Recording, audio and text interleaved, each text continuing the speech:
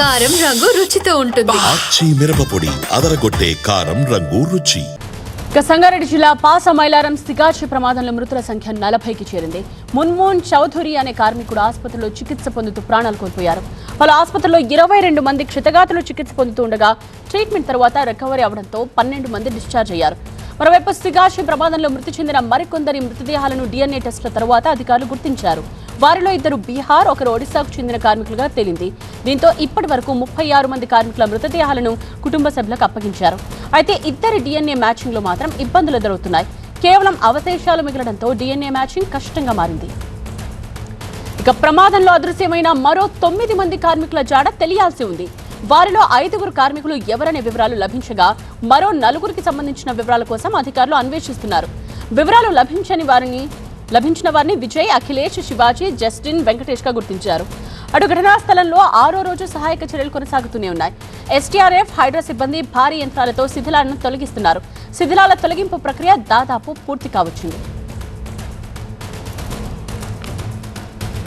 Principal correspondent జ్యోతి live లోనే ఉన్నారు మరిన్ని డీటెయిల్స్ తో. సో జ్యోతి, శిథిలాల తొలగింపు మొత్తం కంప్లీట్ అవుతూ వస్తుంది, కానీ ఆ 9 మంది జాడ ఎక్కడ అన్నది మాత్రం తెలియడం లేదు. అసలు లిస్ట్ లో వాళ్ళ పేర్లు ఉన్నాయా లేదా, ఆ రోజు వాళ్ళు అక్కడ ఉన్నారా లేదా, ఏం జరుగుతోంది, ఏం చెప్తున్నారు అధికారులు? నేత్ర, ధృవ హాస్పిటల్లో చికిత్స పొందుతూ ఎవరైతే బీహార్ కార్మికుడు మున్మున్ చౌదరి మృతి చెందడంతో సిగాచి ప్రమాదపు ఘటనలో మృతుల సంఖ్య 40కి చేరింది. మీరు చెప్పినట్టుగా ఏదైతే 9 మందికి సంబంధించినటువంటి ఆచూకీ కోసం ప్రస్తుతం రెస్క్యూ ఆపరేషన్ ఇంకా కొనసాగుతోంది.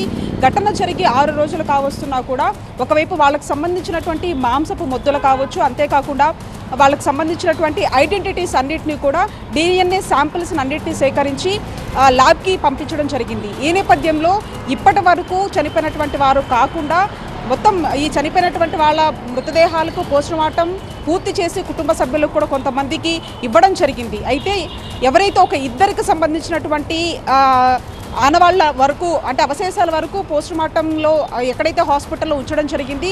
అయితే ఆ ఇద్దరు ఎవరు అనే దానికి సంబంధించి ఒకవైపు సస్పెన్స్ కొనసాగుతుంటే, మరొక వైపు ఈ 9 మందికి సంబంధించినటువంటి ఆచూకీలో కూడా కేవలం 5 మందికి సంబంధించినటువంటి వివరాలు మాత్రమే బయటకు వచ్చాయి. అంతేకాకుండా ఇంకా మిగిలిన 4 ఎవరు అనే దానికి మీద సంబంధించి ఒక క్లారిటీ రావాల్సినటువంటి అంశంగా చెప్పుకోవచ్చు. అయితే అక్కడ లభించినటువంటి ఏవైతే మాంసపు ముద్దలు కావచ్చు, ఐడెంటిటీస్ కావచ్చు, బోన్స్ కావచ్చు, ఇవన్నిటినీ కూడా FSLకి పంపించిన తర్వాత ఎవరైతే బంధువులు ఇచ్చినటువంటి రక్త నమూనాలను వీళ్ళు అక్కడ రక్త నమూనాలన్నింటినీ కూడా వీళ్ళు మ్యాచ్ చేసి చూస్తున్నారు. ఆ మ్యాచ్ చేసి చూసిన తర్వాతనే బాడీస్ని వాళ్ళ కుటుంబాలకు అప్పచెప్తున్నటువంటి పరిస్థితి. ఈ నేపథ్యంలో చనిపోయిన తర్వాత ఈ ఇద్దరు ఎవరైతే మిగిలినటువంటి బాడీస్ ఉన్నాయో, ఒక ఇద్దరు అన్నదమ్ములు, వాళ్ళు కూడా యూపీ నుంచి ఇక్కడికి వచ్చి పనిచేస్తున్నారు సిగాచి పరిశ్రమలో.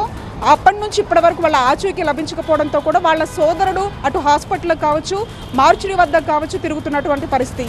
ఈ నేపథ్యంలో అతని DNAకి సంబంధించినటువంటి శాంపిల్స్ మ్యాచ్ అవ్వకపోవడంతో వాళ్ళ తల్లిదండ్రులు కూడా ఈరోజు హైదరాబాద్కు వచ్చేటటువంటి అవకాశం కనిపిస్తుంది. వాళ్ళ తల్లిదండ్రులకు సంబంధించినటువంటి రక్త నమూనాలు తీసుకున్న తర్వాత వీళ్ళకి సంబంధించినటువంటి ఈ 2 బాడీకి సంబంధించినటువంటి DNA శాంపిల్స్ను కూడా పరిశీలించబోయేటటువంటి అవకాశం అయితే కనిపిస్తూ ఉంది.